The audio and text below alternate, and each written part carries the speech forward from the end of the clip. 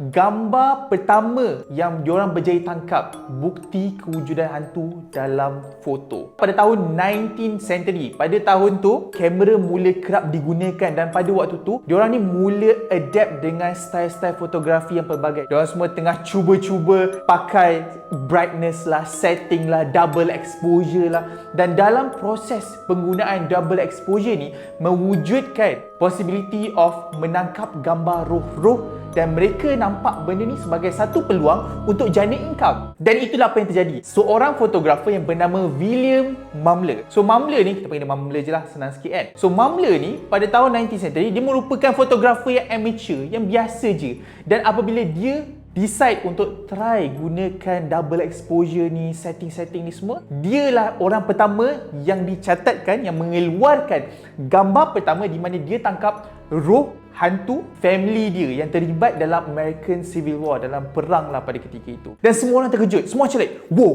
budak ni baru je tangkap gambar hantu kan, macam like, wow, macam like memang out of this world lah. Sebab diorang selama ni hanya berjaya tangkap gambar manusia, tak pernah ambil gambar hantu.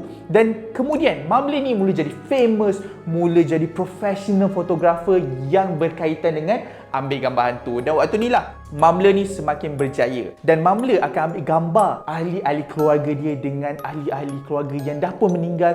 Roh-roh ni semua muncul dalam gambar tu semua. Dan finally one day Mumler macam like, okay, you know what, aku nak upkan game aku. So Mumler dia mula ambil gambar orang lain. Dan surprisingly, dalam gambar orang lain tu pun ada juga hantu ahli keluarga orang lain tu. Macam mana pula tu? Kalau dia ambil gambar ahli keluarga dia sendiri, dia bolehlah cuba tipu. Sekarang ni ahli keluarga orang lain. Dan pada waktu tu kita kena fokus tau. Waktu tu tak ada CapCut, tak ada InShot, tak ada Premiere Pro semua. Tak ada. Jadi macam mana digunakan elemen menangkap gambar hantu ni? Macam mana diwujudkan hantu tu? Well, ada seorang lelaki bernama P.T. Barnum. So P.T. Barnum ni dia macam, aku tak percaya Mamat ni. Tak mungkin dia boleh ambil gambar hantu. Dan P.T. Barnum ni straightforward tarik William Mumler ni masuk ke mahkamah. Dan waktu tu lah akhirnya P.T. Barnum exposekan Mumler ni.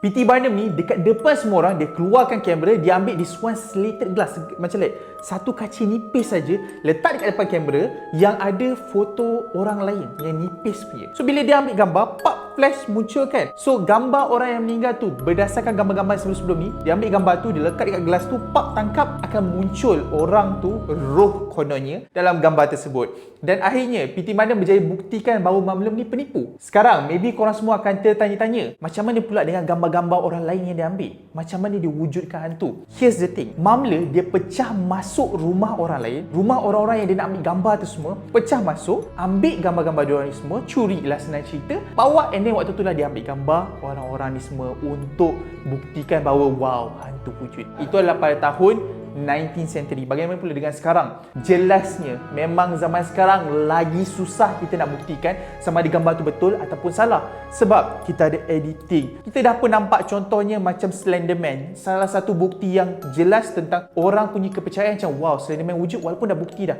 Sebenarnya Slenderman hanyalah satu editing dalam gambar. Jadi, jujurnya straightforward lah saya cakap kat korang semua, okay? Saya agak gembira kewujudan iPhone muncul. Sebab apa? Saya sendiri, saya memang suka benda-benda misteri, benda-benda mistik lah, urban legend lah. Dan itu semua termasuk sekali dalam kategori ada kewujudan Bigfoot, ada kewujudan hantu lah, kita ada Loch Ness Monster lah. Tapi yang paling menyampahnya, mengapakah gambar-gambar ni semua muncul dalam bentuk handphone Nokia? Kalau korang semua tengok, dekat luar sana, gambar-gambar Bigfoot macam pakai phone Nokia. Gambar-gambar hantu, phone Nokia. Gambar Loch Ness Monster, kalau ambil gambar pakai batu-bata pun lagi cantik lagi. Tapi sekarang ni, gambar-gambar tu semua kenapa sangat kabur, kenapa tak cantik? Dan adakah gambar-gambar zaman sekarang still benda yang sama juga? Kalau korang semua perasan, bila melibatkan hantu je, gambar always kabur. Bila melibatkan hantu, adalah dekat gambar tu yang paling hujung belakang sekali, yang paling menyorok sekali. Dan kenapa? Dan kenapa kamera boleh ambil gambar hantu dan bukannya mata kita? Sebenarnya, adakah betul kamera boleh mengambil gambar-gambar roh, gambar-gambar hantu? Ataupun adakah sebenarnya itu semua hanyalah penipuan dan kita yang mencipta kepercayaan kita bahawa gambar-gambar itu semua ada hantu? Jadi sekarang, tibalah masa untuk korang decide. Saya dah pun buktikan gambar pertama kewujudan hantu adalah fake. Bagaimana pula gambar-gambar yang seterusnya? Itu semua bergantung pada anda semua untuk tentukan sama ada betul ke kamera korang ni boleh tangkap gambar hantu. Tak ada hantu belakang aku kan. Aku so risau. Tiba ada dalam video aku ada hantu selama ni kan. Aku pula yang kena tipu balik.